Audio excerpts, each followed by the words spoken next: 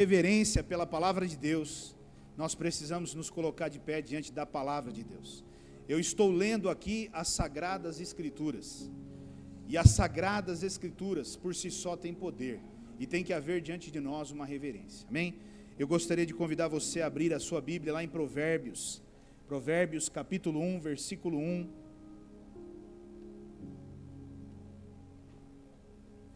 Nós vamos ler do 1 até o 5, amém? Eu vou ler na Nova Versão Internacional, que é a versão que eu uso aqui de costume. E a palavra de Deus, ela diz assim, ó: Estes são os provérbios de Salomão, filho de Davi, rei de Israel. Eles ajudarão a experimentar a sabedoria e a disciplina, a compreender as palavras que dão entendimento, a viver com disciplina e sensatez, fazendo o que é justo, direito e correto.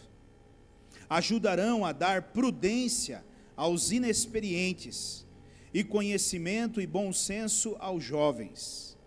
Se o sábio der ouvidos, aumentará seu conhecimento, e quem tem discernimento obterá orientação. Até aqui, amém? Feche os teus olhos. Senhor, nosso Deus e nosso Pai, que honra para nós é estarmos diante da Tua palavra, Pai. Senhor, esse mundo, ele vislumbra as riquezas. Esse mundo, Senhor, os olhos deles brilham diante do ouro, diante da prata. Esse mundo é movido por isso, Pai. Mas, Senhor, eu entendo que não há ouro e não há prata que se compare à Sua palavra. Não há dinheiro nesta terra que se compare à Sua palavra. A Sua palavra é vida, Pai. A Sua palavra é a verdade, e a verdade nos liberta. A Sua palavra é Jesus, e Jesus, Ele se fez carne e habitou entre nós. E a Sua palavra, Jesus Cristo, é que nos transforma, nos molda, nos cura, nos ressuscita, e nos leva a vivermos todo o Teu plano e todo o Teu propósito. E nesta noite nós estamos diante da luz da Tua palavra, e que esta luz se acenda dentro de nós, Pai, e nos ajude a encontrarmos aonde estão os nossos erros, as nossas falhas, aonde estão os problemas, aonde estão as coisas que não agradam ao Senhor, e que nós possamos, diante da luz da Tua palavra, retirarmos de dentro de nós tudo aquilo que não é Teu, para que o Senhor possa então colocar tudo aquilo que é Teu dentro de nós. Espírito Santo, eu sou totalmente dependente do Senhor, e eu peço neste momento que o Senhor use a minha vida, que cada palavra que saia da minha boca neste momento, ela seja como flechas, e ela possa atingir o coração de cada um dos Teus filhos. Não importa o conhecimento, não importa a profundidade que ele tenha da palavra, mas que esta flecha atinja o centro do coração do teu filho e da tua filha, e que eles nunca mais sejam os mesmos, a partir da tua palavra, Pai. Espírito Santo, à medida que eu for falando neste lugar, o Senhor possa ir traduzindo a cada um dos corações, de uma maneira que cada um possa entender, possa receber e interpretar a Tua palavra. É o que eu peço, também é o que eu Te agradeço, em nome de Jesus, amém, Senhor. Amém, queridos? Podem se assentar agora. Meus irmãos, nesta noite, eu gostaria de falar como um pastor ao seu rebanho. Nesta noite eu gostaria de tratar com o meu rebanho, né? Tanto os de Votorantim, alguns que estão me ouvindo, hoje nós temos lá em Votorantim, né, a Marcha para Jesus, então eu acredito que a maioria esteja lá na Marcha para Jesus em Votorantim, mas posteriormente vão ouvir. Então hoje eu estou falando com o meu rebanho, é uma palavra um pouquinho diferente, E por que eu estou dizendo isso? Porque, queridos, como pastor, Deus tem colocado no meu coração muitas preocupações com tudo que nós temos vivido nesse mundo, como seres humanos e principalmente como igreja do Senhor. Eu tenho visto que a igreja do Senhor, a cada dia, ela tem tomado um formato, ela tem mudado, ela tem passado por um processo de mudança. E vejo coisas positivas, sim, nisso, mas também vejo coisas que são negativas. O que é positivo nós temos que abraçar e pegar, mas o que é negativo nós temos que deixar de lado. Então eu vejo que nós estávamos em um extremo, como eu falei há dias atrás, nós estávamos em um extremo, onde o cristianismo era extremista e ele levava tudo a ferro e fogo, e nós passamos para um outro lado agora, que agora pode tudo e está tudo certo e não tem problema nenhum, e nós estamos vivendo na época da graça e está tudo certo e vamos viver, e Jesus é você e Deus é você, e é você para lá, é você para cá, e a reverência e o temor já não fazem mais parte da igreja. E eu vejo que muitos de nós, por ouvirmos pessoas que são formadores de opinião aí fora, porque hoje nós vivemos na era das redes sociais, e eu vejo que existem muitos formadores de opinião aí fora, que são cantores gospel, cantores evangélicos, cristãos, e eles têm o hábito de usar uma linguagem com Deus, que não é a mesma linguagem que eu entenda que nós devemos ter, e eu vejo que pelo fato de nós acabarmos seguindo essas pessoas, nós vamos pegando alguns trejeitos dessas pessoas, e quando nós vemos, nós também estamos fazendo a mesma coisa. Então isso tem me preocupado muito, e algumas outras coisas que me preocupam mais ainda, como uma postura de um cristão. Um cristão, ele tem que ter uma postura, meu irmão, ele tem que ter algumas atitudes que são coerentes com Cristo, né? Que não podem fugir da palavra. Então, quando nós pegamos esse livro de Provérbios, os Provérbios, eles têm 31 capítulos, e esses 31 capítulos nada mais é para que eu e você possamos ler o provérbio número 1 no dia 1, o número 2 no dia 2, o número 3 no dia 3, o 4 no 4, o 5 no 5, e aí vai. E vai chegar um mês que você tem o dia 31, e vai chegar um mês que você não tem o dia 31, aí você pula e volta novamente para o capítulo 1. Então, se você ler desta forma o livro de Provérbios, você vai ler 12 vezes o livro de Provérbios em um ano. Você vai ver que lá pelo quarto mês, muito daquilo que você já está lendo, você vai passar por ali e vai falar, não, isso aqui agora eu já lembro, e você vai pegar Provérbio 2, fala sobre isso, Provérbio 3 fala sobre aquilo, e esses provérbios, meus irmãos, eles são muito importantes, porque eles são exemplos práticos da palavra de Deus, para que eu possa aplicar na minha vida, e você possa aplicar na sua vida. Mas antes de entrarmos nisso, eu gostaria de falar sobre dois tipos de cristão. Existem dois tipos de cristão. O primeiro tipo de cristão é aquele que gosta de ouvir a palavra de Deus. Ele, na verdade, ama ouvir a palavra de Deus. Ele concorda com tudo aquilo que é dito através da palavra de Deus. Ele aceita aquilo que é dito na palavra de Deus. Mas depois de tudo isso, ele pega tudo isso que ele ouviu e isso que ele aprendeu, ele abre uma gaveta, ele coloca ali dentro daquela gaveta, e ele fecha aquela gaveta, e ele segue a vida dele. Esse é um tipo de cristão. Ele existe, meu irmão. Ele está nos cultos, ele ouve a palavra, ele aceita, ele concorda, ele diz glória a Deus, aleluia, amém, é isso mesmo. Mas quando ele chega na casa dele, ele abre uma gavetinha, e ele pega tudo o que ele aprendeu, e ele guarda dentro daquela gavetinha, e ele fecha a porta daquela gavetinha, e segue a jornada dele. E existe um outro tipo de crente, de cristão, que é aquele que ouve a palavra e pratica a palavra.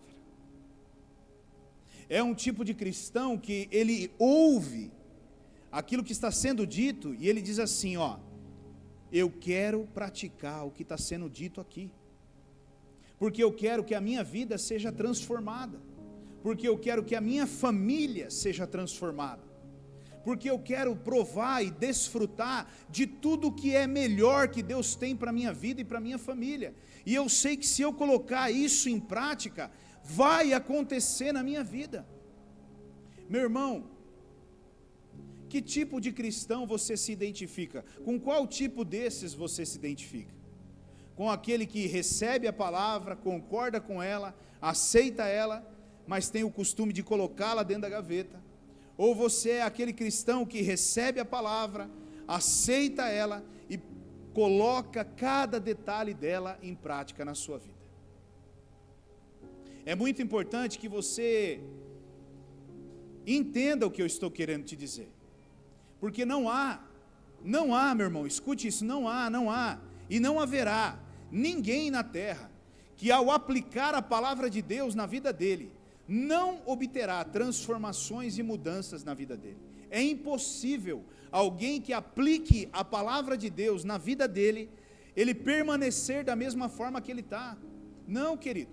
Quando eu aplico a palavra de Deus na minha vida, a minha vida automaticamente ela é transformada.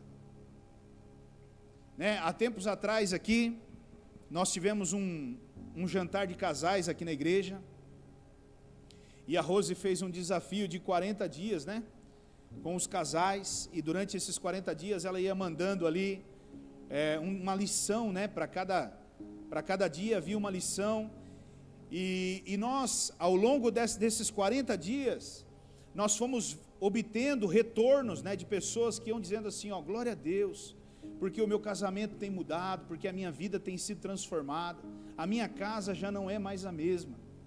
E por que isso estava acontecendo, meu irmão? Porque aquelas pessoas, elas estavam pegando aquelas bases bíblicas que a Rose estava enviando naquele grupo, e elas simplesmente estavam colocando aquilo em prática. E quando coloca em prática, não tem como, meu irmão, o resultado vem.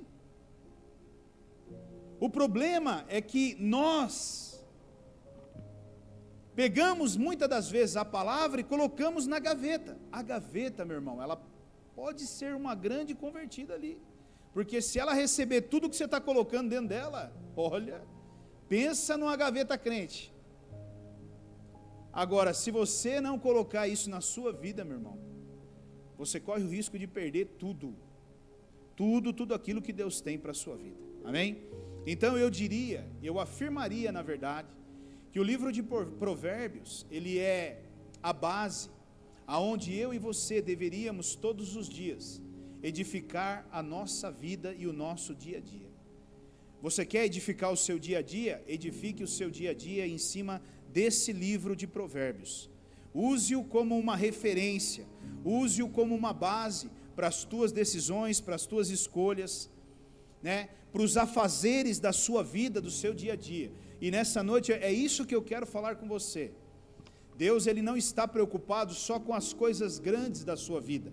Deus está preocupado com as menores das menores coisas que envolvem a sua vida. É por isso que ele deixou para nós o livro de Provérbios. Ele deixou ensinos simples e corriqueiros do nosso dia a dia, coisas básicas, Se nós fôssemos ler aqui, nós iríamos ver que ele vai falar sobre casamento, ele vai falar sobre dinheiro, ele vai falar sobre trabalho, ele vai falar sobre amizade, ele vai dando bases para que eu e você possamos levar a nossa vida, conduzir a nossa vida dentro de tudo isso. Amém? E hoje então eu quero falar com você sobre Deus participa do seu dia a dia. Diga assim, Deus participa do meu dia a dia. Quantos creem que Deus participa do seu dia a dia? Mas quantos creem mesmo que Deus participa do seu dia a dia? Quantos creem que Deus pode levar você a lembrar de uma porca que você esqueceu debaixo de um lugar, no chão, debaixo de um cantinho? Quantos que... Ele lembra, irmão. É impressionante, mas Ele te lembra. Ele nos lembra de coisas. E aí você fala, Ele não se importa? Ele se importa, querido. A questão é que muitas vezes, eu e você, estamos diante de um Deus que nós não entendemos como um Deus próximo, né? Eu gosto, né? Tem um vídeo, na verdade, que eu sempre menciono sobre ele, porque esse vídeo, ele me traz um impacto muito grande, né? Não sei se a maioria já viu, que é aquele videozinho que Jesus, tem um personagem de Jesus, e aí o lixeiro está pegando lixo na rua, e Jesus vai junto com o lixeiro, e vai jogando o lixo dentro do caminhão. Aí daqui a pouco muda, tem uma mulher limpando o hospital, o corredor do hospital, e Jesus está com um rodo e uma vassoura limpando o corredor do hospital junto com ela. Daqui a pouco tem um cara fazendo uma cirurgia, e Jesus está ali, vestido ali junto com ele, também fazendo uma cirurgia. E daqui a pouco tem alguém dando aula, e Jesus está lá dando aula, porque Jesus, ele é assim. Ele quer fazer parte do meu e do seu dia a dia. Ele quer participar de tudo na nossa vida, nas pequenas coisas, nas pequenas decisões, nos pequenos relacionamentos, nos pequenos desentendimentos. Ele gosta, ele quer fazer parte de tudo isso, amém? Então eu anotei algumas coisas aqui que eu quero falar com você. A primeira delas é que os provérbios é exatamente isso. Ele trata de assuntos do dia a dia, do seu dia a dia, no seu trabalho, os desafios que você tem lá no seu trabalho. Às vezes você não tem respostas para alguma coisa, às vezes você está diante de um desafio, o seu chefe chega e te coloca uma situação, e ele fala, ó, eu quero que você resolva isso, e eu quero nessa noite que você entenda que você tem um Deus que fala, você tem um Deus que interage, você tem um Deus que ele traz revelação, e ele mostra onde está certo e está errado. Eu ouvi de um pastor que eu conheci num retiro, se eu não me engano. Esse pastor era um empreendedor, ele tinha uma empresa, e ele comprou uma máquina muito grande para a empresa dele, e essa máquina estava trabalhando a todo vapor, mas essa máquina ela parou de funcionar. E aí então ele chamou os técnicos para resolver o problema da máquina. E aí esses caras, normalmente, essas máquinas grandes, robustas, ela tem uma empresa que montou, então eles vêm, os técnicos, assistência técnica, os caras ficam hospedados na cidade, vão tentando resolver o problema da máquina. E a máquina parada há uma semana. Ela estava com um problema lá num software dela, e ela não conseguia fazer alguns movimentos, e o programador não conseguia resolver aquilo, né? E os caras em volta da máquina, e tentando resolver o problema, e nada, não tinha solução. Isso começou numa segunda-feira. Quando foi numa sexta-feira, pela manhã, ele foi mais cedo para a empresa. E aí ele chegou na empresa mais cedo, antes de todo mundo, ele foi até a sala, e Deus falou assim para ele: por que você não ora? Por que você não se ajoelha e ora? E você vai obter a resposta. E ele, num primeiro momento, eu imagino que foi a mesma coisa que passou pela cabeça daqueles homens, quando eles estavam enfrentando a tempestade. Bom, Jesus era carpinteiro, e eu estou aqui diante de um software, né, um negócio de programação eletrônica e tal, né? O que Jesus entende disso? Mas eu acho que ele falou, mas já que nós estamos há uma semana apanhando da máquina, eu vou ajoelhar e vou orar. E ele ajoelhou e orou, irmãos. E enquanto ele estava orando, o Espírito Santo falou para ele: vá lá, abra o painel da máquina e veja que tem um fusível que está queimado lá dentro. É só você tirar aquele fusível e trocar aquele fusível, e o problema está resolvido. E ele ficou parado ali, esperando os técnicos chegarem. E aí chegaram os técnicos, chegou os operadores da máquina e tudo mais. E aí eles chegaram, e ele falou assim: eu tenho a solução para resolver o problema da máquina. Aí os caras falaram para ele: como é que você tem a solução para resolver o problema da máquina? Nós estamos aqui a semana inteira batendo cabeça aqui e não achamos ainda. Como é que você tem a solução? Ele falou: eu orei a Deus, e Deus deu a solução. Vamos abrir o painel da máquina e vamos trocar o fusível tal. Eu imagino, ele estava diante de engenheiros, querido. E o engenheiro, por exemplo, quando ele está se formando, ele recebe um livro, Na verdade, ele tem que comprar um livro, e esse livro, ele fala sobre a ética de um engenheiro e algumas posturas que um engenheiro tem que ter. E eu imagino a arrogância de um engenheiro ali diante daquele homem para trocar um fusível. E o cara falou, mas já que nós já estamos aqui, não temos o que fazer, vamos trocar o fusível. Eles foram lá e trocaram o fusível, fecharam o painel da máquina e apertaram o botão de liga. Adivinha o que aconteceu com a máquina? Ela voltou a funcionar normalmente, querido. Porque Deus, Ele está preocupado com os pequenos problemas que eu e você temos, querido. Deus não quer só resolver um problema de saúde como um câncer, mas Deus quer te ajudar na educação do seu filho. Deus não quer resolver só um problema de uma empresa, mega empresa, mas Ele quer participar de uma arrumação na sua casa.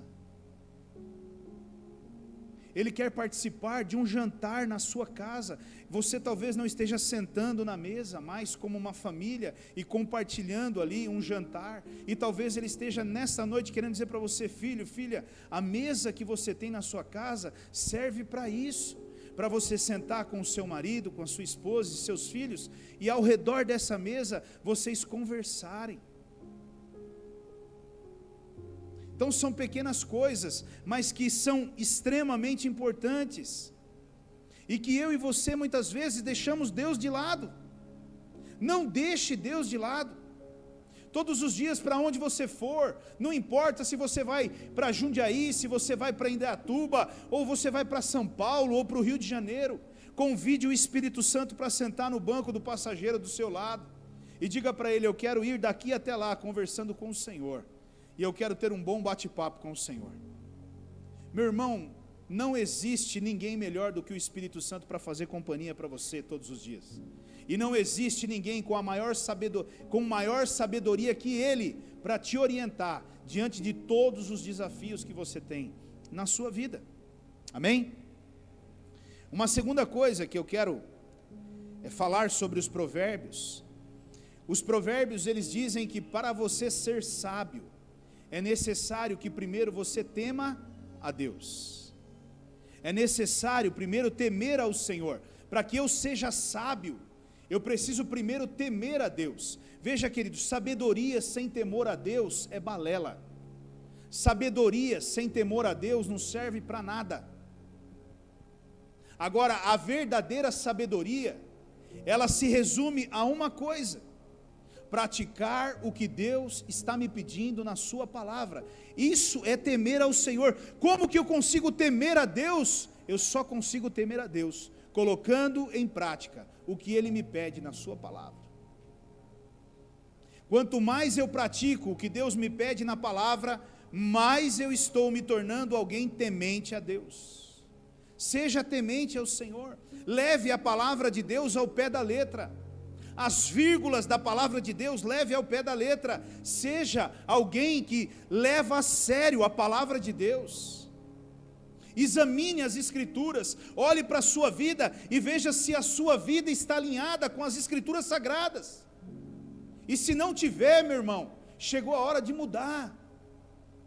Porque se você não mudar, certamente você está caminhando para um lugar de destruição. E essa destruição, muitas vezes, nós pensamos assim, não, mas não vai acontecer do dia para a noite. Mas não vai mesmo.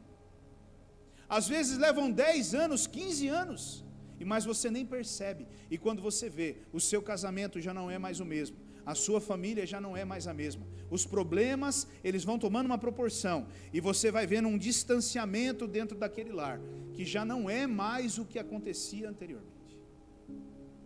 Um casamento não acaba do dia para a noite, é como um copo vazio debaixo de uma torneira goteirando, cada dia uma gota vai cair ali, e vai chegar uma hora que vai transbordar.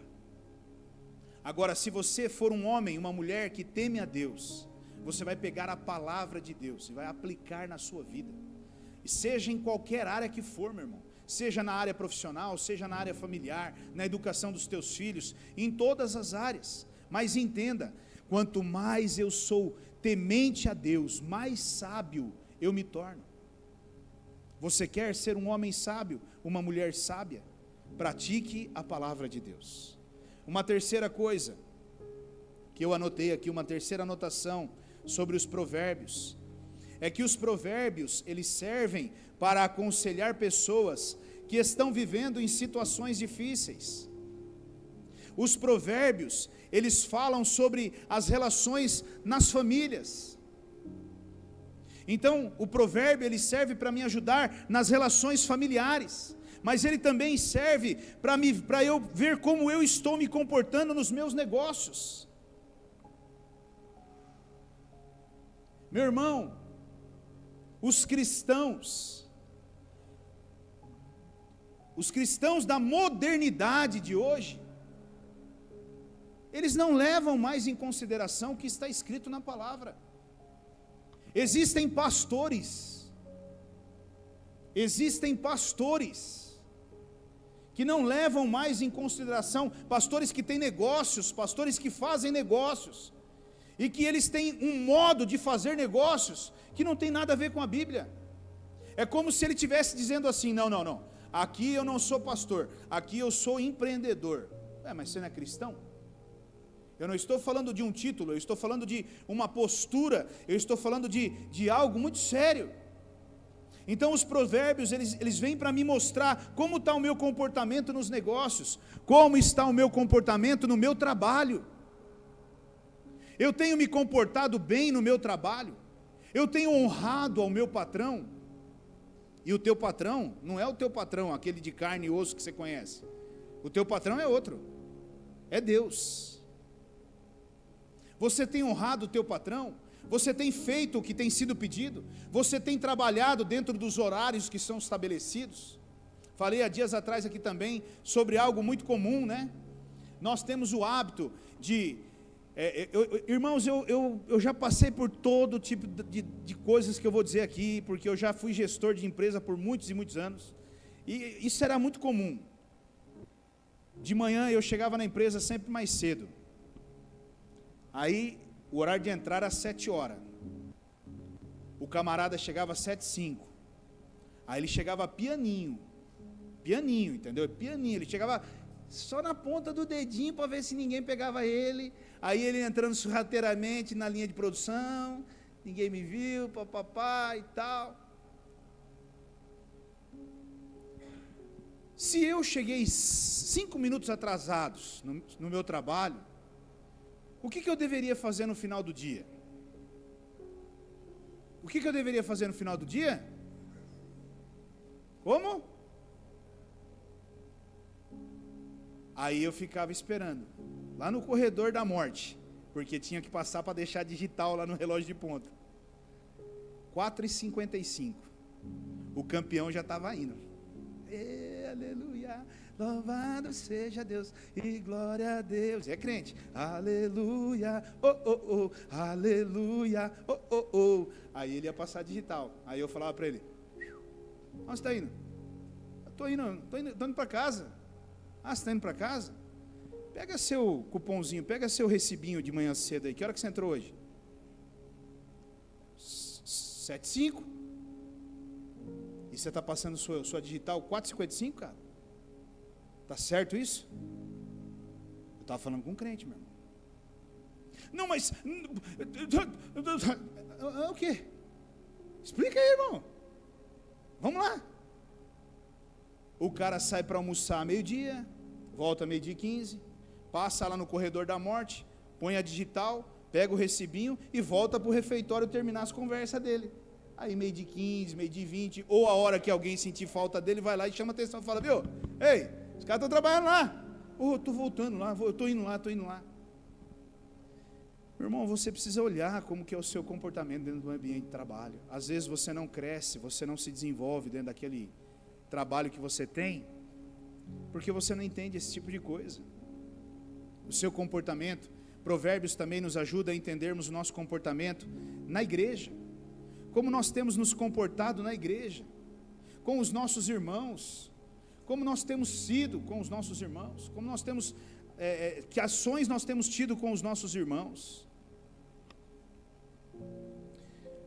Se somos pessoas que só pensamos em ganhar, ou também somos pessoas que pensamos em ajudar, em doar, que pensamos só no nosso benefício próprio, ou conseguimos pensar em outras pessoas à nossa volta, em também beneficiar os outros que estão ao nosso redor. Provérbios também me ajuda a ter uma boa educação nas relações, uma boa educação nas relações, e também me ajuda a saber me controlar em todas as áreas da minha vida. E eu quero trabalhar uma quarta parte aqui, eu quero me deter um pouquinho dentro dessa quarta parte, porque aqui eu fragmentei algumas coisas que têm me preocupado e Deus tem falado comigo. Voltando então, Provérbios ele trata de assuntos do meu dia a dia, amém? Do seu dia a dia, do nosso dia a dia. E uma das coisas que eu vejo que Deus se preocupa e Ele quer tratar com a igreja dele, com os filhos dele, é com o nosso nível moral. Diga nível moral. Nível moral, palavra dura, né? O que é o nível moral? Nível moral, queridos, são princípios que determinam na minha vida o que é o certo e o que é o errado. Nível moral é o que determina na minha vida o que é o certo e o que é o errado. Agora escute o que eu vou dizer para você, é a coisa mais óbvia que você vai ouvir da minha boca nessa noite. Meu irmão, o que é certo, e o que é errado. Diz assim, o que é certo, e o que é errado. E vai continuar sendo errado para sempre. O problema é que isso parece bem óbvio para nós, mas o que é certo, muitas vezes, se me beneficia, é certo para mim. A pergunta é certo mesmo? É certo mesmo? É certo, por exemplo, e aí eu vou entrar aqui num monte de assuntos, né? É certo, por exemplo, eu pegar, isso não vai acontecer, então eu vou usar esse exemplo, que isso não vai acontecer, jamais, não vai acontecer. É certo eu pegar a moto do Arnaldo,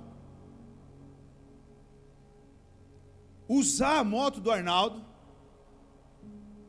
ver que a moto do Arnaldo está com problema, e o problema aconteceu na minha mão, e eu fingi que nada aconteceu e devolver a moto para o Arnaldo, quietinho, no silêncio, e deixar ele encontrar o BOzinho na moto dele e resolver o problema.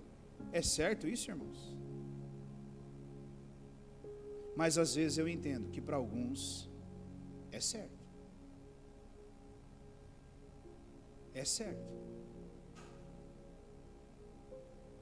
Meu irmão, escute bem. Seja correto. Seja correto. E aqui eu não estou falando para quem é crente, para quem não é crente, aqui é para qualquer um. Nós precisamos ser corretos. Corretos. Agora, meu irmão, isso não pode acontecer dentro da igreja do Senhor, com pessoas que conhecem a palavra de Deus, com pessoas que realmente conhecem e vivem a palavra de Deus. Não pode ser errado para os outros e certo para mim. É certo, é errado, é errado. Olha uma outra coisa que me chama a atenção. Coisas do meu dia a dia, como um negocinho muito bacana que eu vejo que cada dia tem sumido do mundo. Chama-se bom senso, diga bom senso. O que é o bom senso? Bom senso é agir com equilíbrio. Bom senso é ver a melhor forma de se conduzir uma situação. Meu irmão, isso é bom senso. As pessoas não têm mais bom senso nos dias de hoje. As pessoas não vê a melhor forma de conduzir nada. Eu penso assim, não quero saber, e já saio metendo o pé, e vão para cima e vamos resolver. Não funciona assim, meu irmão. Nós temos que ter bom senso. Nós precisamos parar e analisar aonde vai repercutir tudo isso. Tenha bom senso. Quantas pessoas me procuram para me questionar sobre a bebida? Pastor, me mostra na Bíblia aonde está dizendo que eu não posso beber. Isso, vem, Isso. Vai, vamos lá. Vamos para o debate. Pastor, me mostra na Bíblia aonde é que eu tenho que ser dizimista e ofertante na casa do Senhor, porque isso é do Velho Testamento e nós estamos vivendo o Novo Testamento. Isso não é do Velho, também não é do Novo, também não é da lei, também não deixa de ser da lei, e não sei o que lá, e vamos para lá de novo. Tenha bom senso, meu irmão. Às vezes, uma colocação sua vai destruir uma vida. Eu não concordo com o pastor falou que nós não podemos beber, e a Bíblia não diz que pode beber, e você está numa roda de conversa de um monte de gente. E aí, ao invés de você ter o bom senso de ficar calado, você fala. E aquelas pessoas à sua volta olham e falam: que tipo de igreja que esse cara frequenta, rapaz? Que postura é essa? Que comportamento é esse? Sabe, fique quieto. Não, o irmão começa a falar de política, já sai de dentro do cara o espírito do político, e ele já começa a debater, porque em 1963, Karl Marx veio, e ele, meu irmão, onde nós vamos parar com isso? Fala para mim. E começa a debater, e não, porque agora você vai provar, porque você tem que provar. Tenha bom senso, querido. Você viu Jesus debatendo alguma vez com alguém? Jesus, ele não debatia nem com os fariseus. Ele já dava no meio dos fariseus e mandava sair andando. Agora, você acha que Jesus não tinha propriedade suficiente para sentar e dar uma bela aula para eles? Tenha bom senso, meu irmão. Saia do meio disso. Saia do meio disso. Nós hoje... E eu não estou aqui para gerar polêmica, nem crítica, nem nada. Hoje nós estávamos lá, o Isaac foi participar do desfile aí em Itupeva, né? E aí você olha, é lindo, tem pessoas que atravessam a rua para te cumprimentar. Tudo bem? Tudo maravilhosamente bem. Aí ele saca do bolso um papelzinho e te entrega na mão, mas não tem nada a ver, é porque eu tinha uma saudade de você e eu queria te dar a mão. Não, tenha bom senso, preste atenção. Tem faltado isso dentro da igreja, meu irmão. Presta atenção no que você fala. Presta atenção com quem você fala e a maneira que você fala. Meu irmão, olha, me assusta às vezes. É só prestar um pouquinho de atenção. É só prestar atenção. Sabe, tenha bom senso. A pessoa está passando pano no chão. Eu brinco sempre com a Sueli, eu falo: meu Deus, quando eu chego aqui de manhã que está lavando lá dela, ela tá com o rodo na mão. Ela fala assim: eu tenho certeza. Eu falo assim: Sueli, eu vou passar o pano aqui, vou passar o pé aqui. Ela: não, pastor, pode entrar. Dentro dela, a vontade dela era: vou descer o rodo nas costas dele agora, né? Vou moer nas costas dele. Mas, né? Não, nem limpei aí ainda. Você olha o chão brilhando, nem passei pano aí ainda, né? Aí você vai. E você pensa com meus pensamentos. Estava falando para ela hoje isso, né? Nós chegamos aqui para ensaiar do louvor, o pessoal do louvor, todo mundo aí, e vai entrando os irmãos. Eu falei: nós vamos entrar aqui e tal. Não, imagina, tá tudo certo aí, não sei o que. Eu pensando comigo, né? Nossa, no fundo do coração eu queria botar todo mundo para correr da igreja, né? Mas nós temos que ter bom senso, não é porque nós temos uma pessoa que cuida da casa do Senhor que nós não podemos limpar o nosso pé e sair sujando, pisando. Não, mas está aqui para limpar mesmo, então limpa aí, que eu vou pisar e vou sujar. Irmão, nós temos que ter bom senso, querido. Bom senso. Puxa, não está conseguindo estacionar o carro. Tenha bom senso. Ninguém fez isso propositalmente, ninguém está fazendo isso para te prejudicar. Tenha bom senso. O que eu mais ouvia, por exemplo, da diaconia, numa outra igreja que nós congregamos, era isso. Os caras eram maltratados no estacionamento da igreja, porque os irmãos chegavam atrasados e ainda queriam vaga no lugar cativo. Cadê o meu lugar? Seu lugar? Eu quero meu lugar. Tem que estacionar lá embaixo. Mas lá embaixo eu tenho que estacionar? Filho, você quer fazer o quê? Quer pôr em cima do outro? E o assistente muitas vezes tinha que baixar ali a cabeça e falar, não, mas desculpa, meu irmão, eu não tenho o que fazer. Bom senso no nosso trabalho. Bom senso na nossa casa. Tenha bom senso, meu irmão. Tenha bom senso com a sua esposa, tenha bom senso com o seu marido, tenha bom senso com os seus filhos. Amém? Uma outra coisa que eu vejo, que faz parte do nosso dia a dia, boas maneiras. Boas maneiras. Boas maneiras proporciona uma convivência harmoniosa. É uma maneira de educar é uma maneira educada de agir. Nós faltamos com boas maneiras com as pessoas que estão nos ajudando, meu irmão. Nós faltamos com boas maneiras com pessoas que estão nos ajudando. Escute isso, eu vou te dar um exemplo aqui, que estão cuidando de nós. Eu vou te dar um exemplo.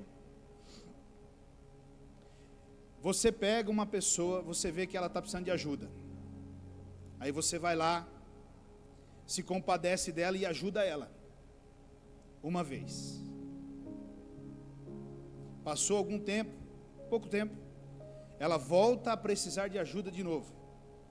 Aí você se compadece e você vai lá e ajuda de novo. Na terceira vez, você já está obrigado a ajudar ela. Você já é obrigado a ajudar ela. Já não é mais voluntário, é uma obrigação. Presta atenção nesse exemplo que eu estou falando para você. Já é uma obrigação. E na quarta, quando você diz não, ela sai falando mal de você, porque você não ajuda ninguém.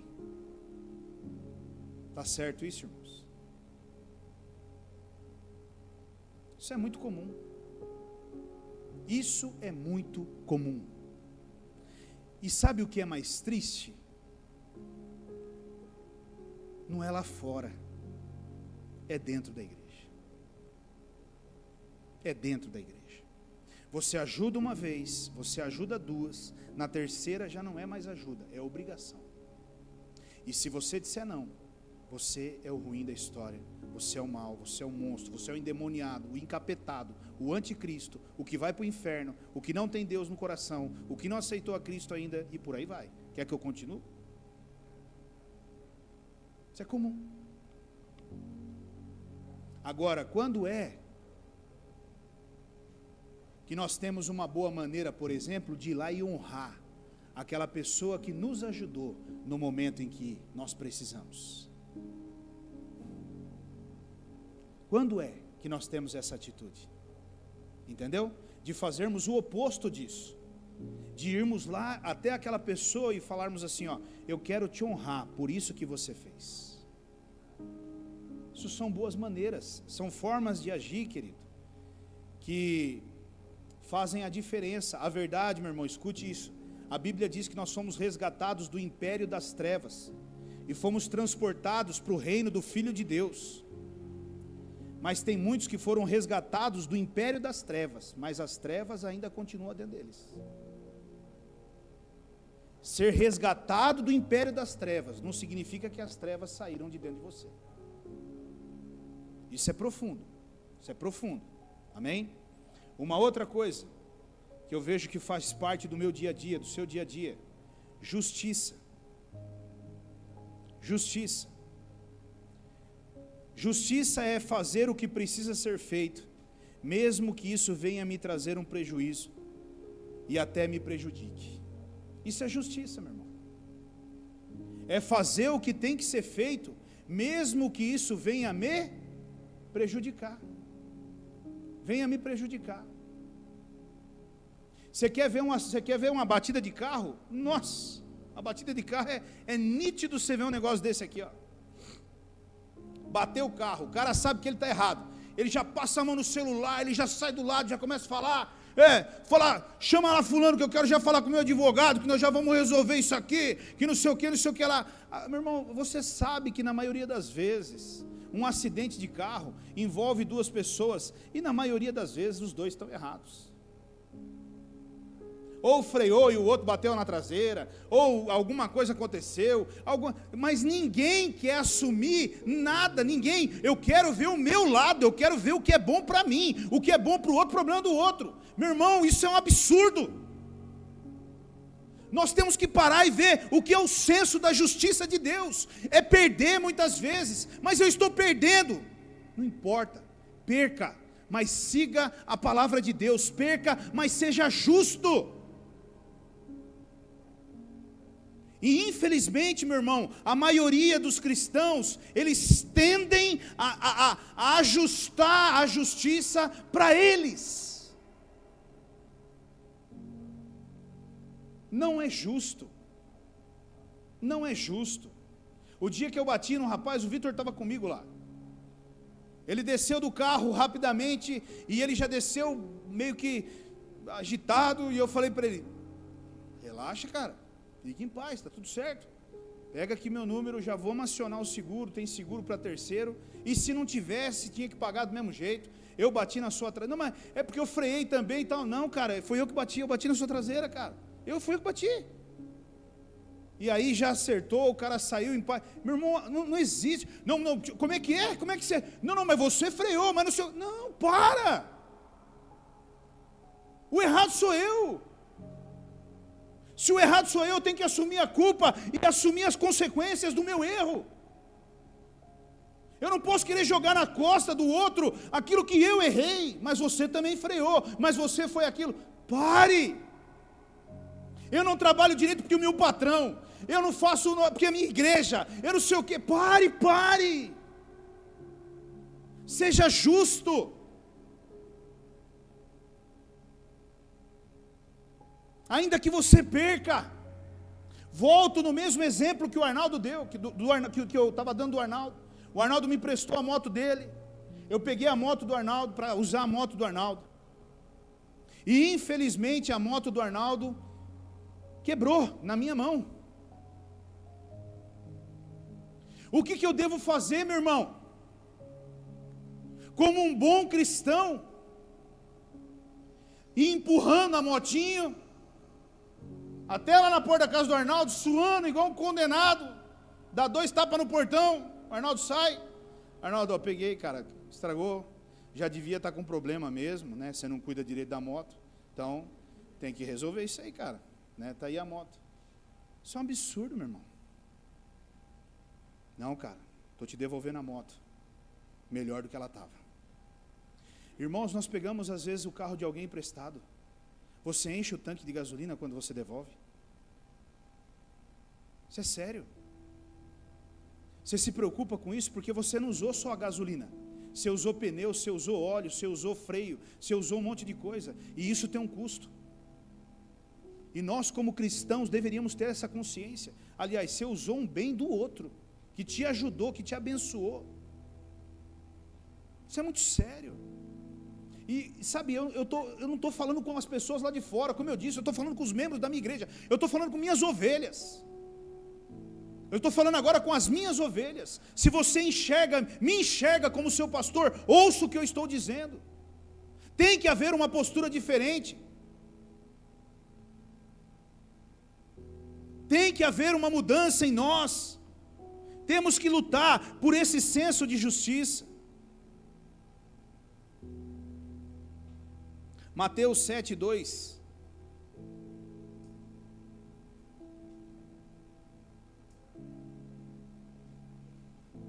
Sabe, antes de eu ler esse versículo, quando a gente fala de justiça, tem pessoas que elas sabem que elas vão prejudicar uma outra pessoa, mas para elas se darem bem, elas colocam uma pessoa em risco, para elas se darem bem. Isso é sério, meu irmão. Isso é sério. Para eu me dar bem, eu sei que o que eu estou fazendo é errado, mas eu vou colocar em risco uma outra pessoa para fazer aquilo. Isso está errado. Mateus 7, capítulo 2 diz assim: pois da mesma forma que julgarem, vocês serão julgados, e a medida que usarem, também será usada para medir vocês. Isso é o que eu e você nos esquecemos, de que um dia, você pode se dar bem aqui, meu irmão. Você pode se achar o espertão aqui. Mas um dia, o relatório do pequeno detalhe, da pilha, da bateria que você escondeu, que você pegou, vai chegar diante de você, porque diante dos olhos do Senhor, nada passa em vão. E Ele vai falar assim: estamos resolvidos? Estamos resolvidos, Senhor, glória a Deus, está tudo certo. Não, eu vou abrir a segunda gaveta agora, e na segunda gaveta Ele puxa, e aí Ele vem com os B.O.zinhos dele. E esse dia, que você falou para o seu patrão que você estava doente, mas você não estava, e você mentiu e enganou ele, e não foi trabalhar. E nesse dia que você passou o seu carro para frente, sabendo que o motor ia fundir, e você jogou na mão do cara, para fundir na mão dele, e você se livrou da bucha. E por aí vai. Eu poderia, meu irmão, você acha mesmo que essas coisas, elas vão passar diante dos olhos do Senhor? Não vão, querido. Então eu estou aqui chamando a sua atenção, porque Deus chamou a minha primeiro, para que eu e você possamos corrigir isso na nossa vida. Amém? Lembre, com a medida que você medir, você também será medido. Uma outra coisa que eu vejo que é o nosso dia a dia: antes de receber, eu preciso dar. Diga, antes de receber, eu preciso dar.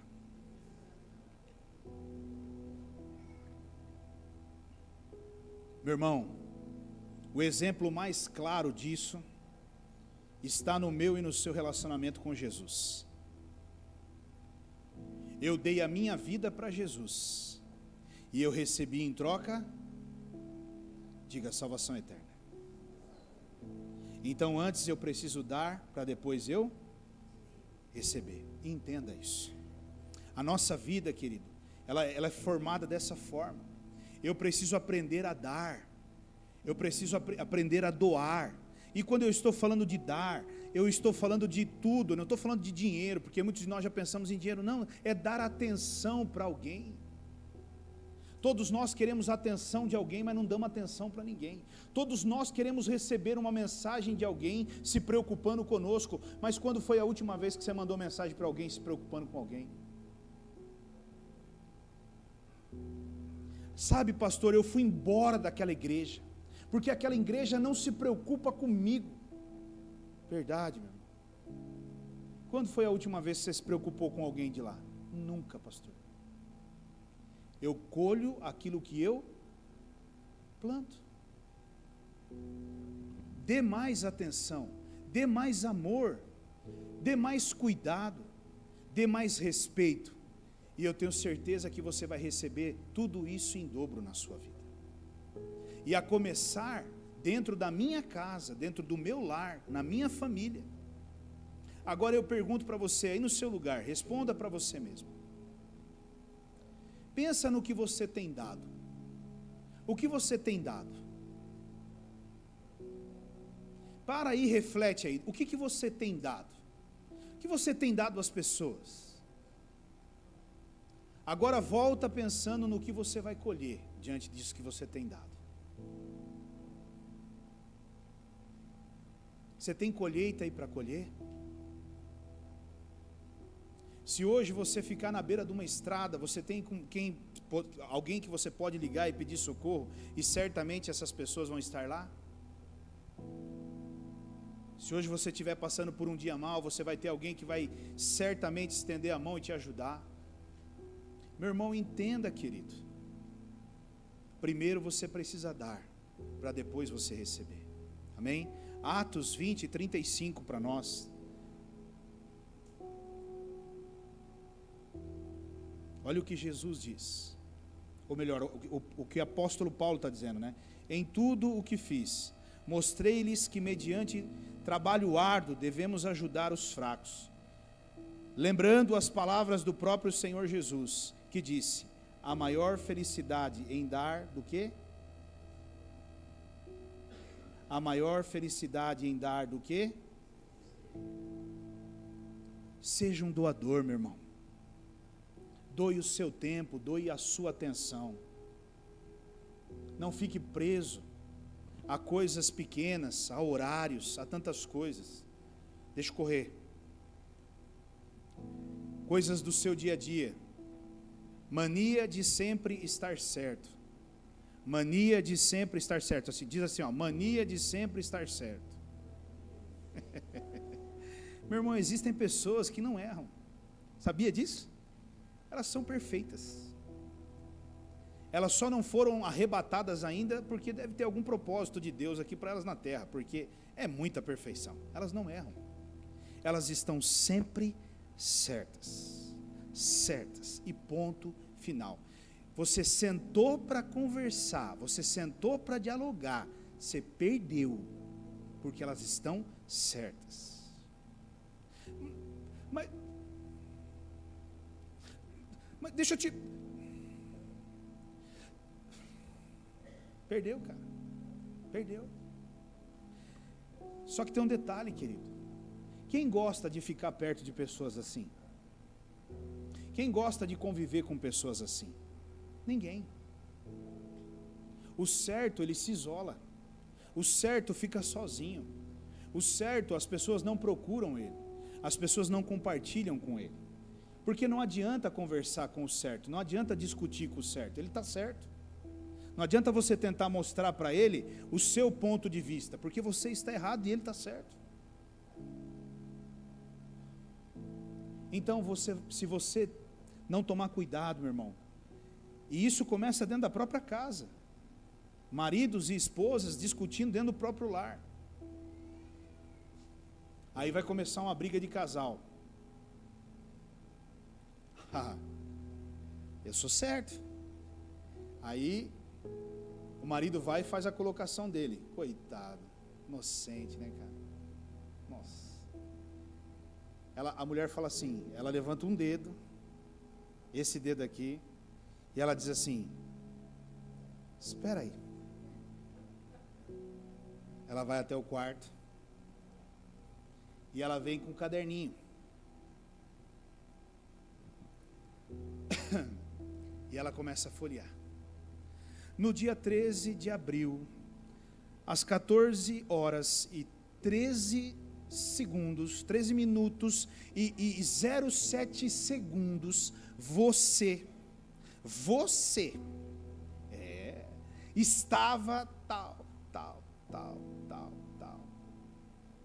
Aí você vem e diz assim, mas não deixa eu tentar te explicar. Página seguinte. E vamos para o debate. Irmão, desiste, cara. Pega as suas coisinhas, baixa a bola e sai fora. Pessoas assim não são promovidas no seu trabalho. Pessoas assim não são promovidas na sua vida.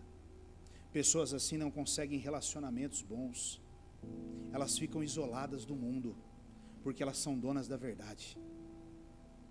Não seja dono da verdade nunca na sua vida. Abra os teus ouvidos e ouça o ponto de vista de cada um. Porque a Bíblia diz que no meio da multidão dos conselhos, Deus ordena a bênção. Não seja tolo. Um ponto de vista é 10 pontos de vista certamente vai te levar a um acerto muito melhor. Pare. Outra coisa do dia a dia, cuidado com a murmuração. O que é murmuração, pastor? É falar mal dos outros, é difamar os outros, é caluniar os outros. Agora, sabe qual é o fim dos murmuradores? Diga deserto. O fim dos murmuradores é o deserto. O povo de Israel saiu do Egito uma nação. Foi a nação que entrou na terra prometida? Foram poucos que entraram na terra prometida, porque a maioria ficou na onde? Diga deserto. A vida do murmurador, querido, é ficar no deserto, é permanecer no deserto, é não entrar na terra prometida. Tome cuidado com o que você fala. Tome cuidado com a sua boca. Pare de difamar os outros. Seja ele crente, não seja crente, seja ele quem for, pare. Pare, meu irmão. Sabe, preste atenção. Enquanto essas coisas não mudarem na sua vida, Deus vai manter você lá no deserto. Para que você aprenda. Se você quer sair do deserto, pare de murmurar. Um último. Eu tenho uns 250 aqui, mas vou parar por aqui. Pare de procurar os erros nos outros. Diga, eu tenho que parar de ficar procurando erro nos outros. Meu irmão, eu e você somos excelentes de ficarmos na janela, mas nós somos terríveis para ir para o espelho. Pensa num povo que ama a janela, é só na janela. Estourou um problema lá em casa, já correu na janela. Olha lá, tá, o problema entrou no portão lá, tá chegando, hein? Ah, danado, ah, miserável, é você, né? Isso. Ir para o espelho, não. O meu casamento está ruim, a minha vida está ruim, o meu salário é ruim, a empresa que eu trabalho, tudo, o ministério, a igreja, é por culpa dos outros. Tem um errado no meio da história. O ministério não está avançando porque tem um culpado. Esse aqui que está errado. Pare, meu irmão. Pare, saia dessa bendita dessa janela. A sua vida não muda na janela, a sua vida muda no espelho. É quando você vai diante do espelho e olha para você no espelho que a sua vida muda. Não é quando você vai para a janela. Agora, Mateus 7,3. Mateus 7,3 até o 5. Forte essa palavra. Por que você repara no cisco que está no olho do seu irmão e não se dá conta da viga que está no seu próprio olho? Como pode dizer ao seu irmão, deixe-me tirar o cisco do seu olho, quando há uma viga no seu?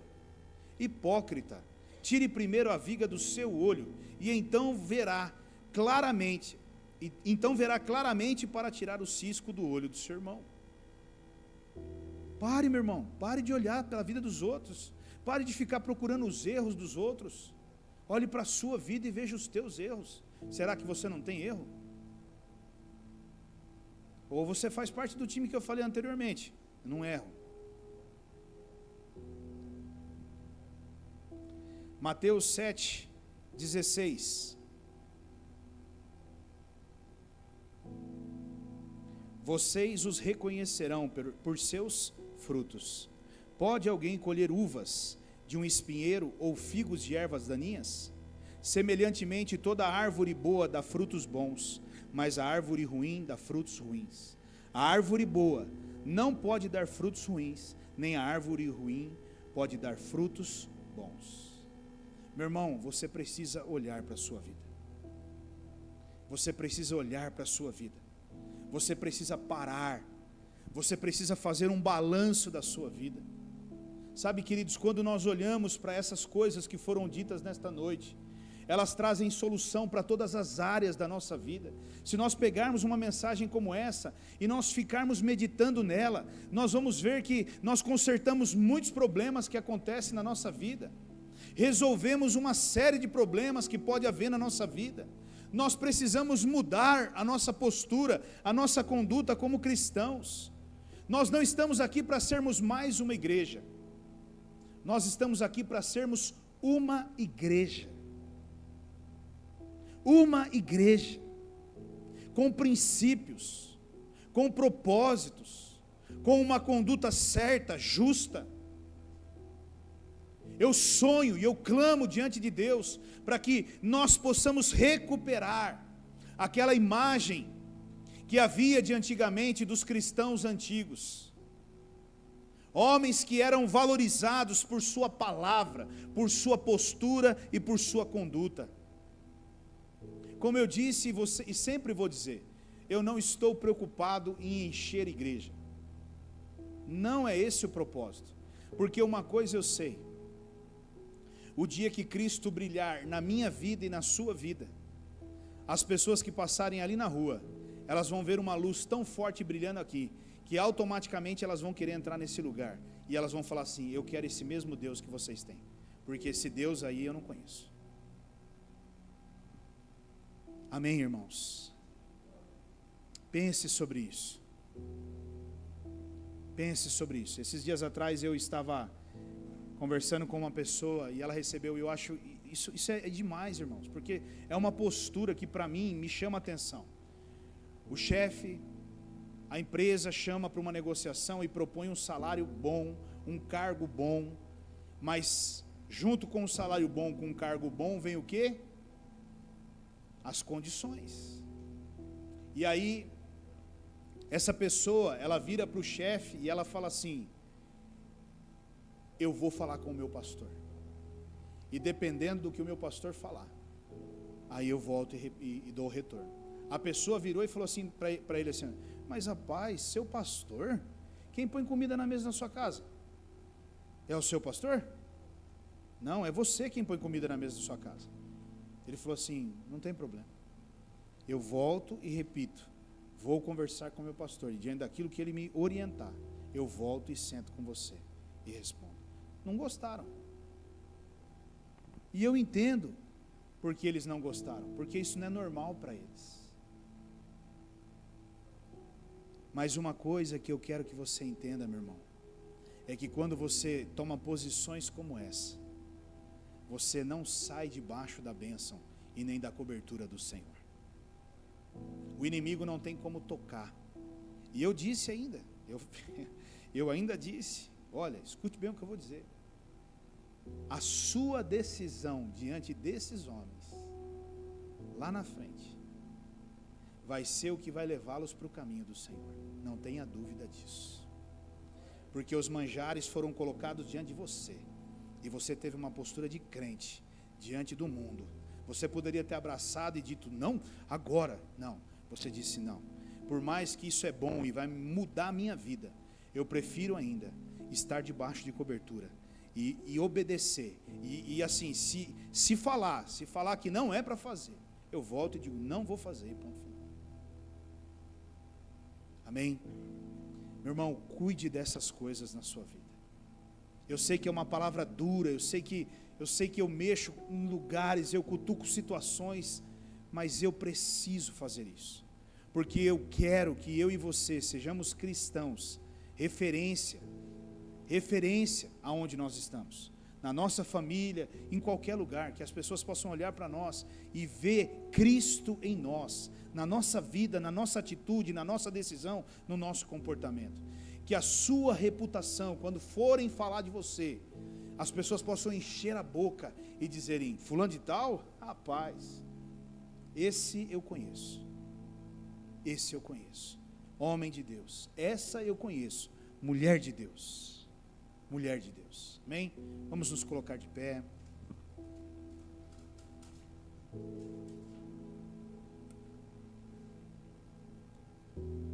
Feche os teus olhos. Querido Pai, eu sei, Deus, que os teus ensinamentos, às vezes, eles são duros, Pai. Mas a tua palavra diz que o Senhor só corrige a quem o Senhor ama. Então eu entendo que nesta noite o Senhor nos ama tanto, que o Senhor quer nos ensinar maneiras corretas de vivermos a nossa vida como cristãos. Senhor, nos ajude a colocarmos tudo o que foi dito aqui nesta noite em prática, não voltarmos para nossa casa e colocarmos dentro de uma gaveta, mas voltarmos para nossa casa e colocarmos em prática tudo isso que nós ouvimos aqui, Senhor. Que nós tenhamos fé e coragem, Deus, para tomarmos uma decisão na nossa vida e mudarmos tudo, Pai, e sermos radicais, para que a nossa vida, a nossa família, possa viver tudo aquilo que o Senhor tem para nós, Pai. Senhor, até aqui eu posso ir, mas daqui para frente, daqui em diante, eu entrego cada um dos teus filhos nas tuas mãos, e eu peço que o teu Espírito Santo fale com cada um deles ao longo desta noite e amanhã durante o dia, sobre tudo isso que foi dito neste lugar, em nome de Jesus, amém, Senhor.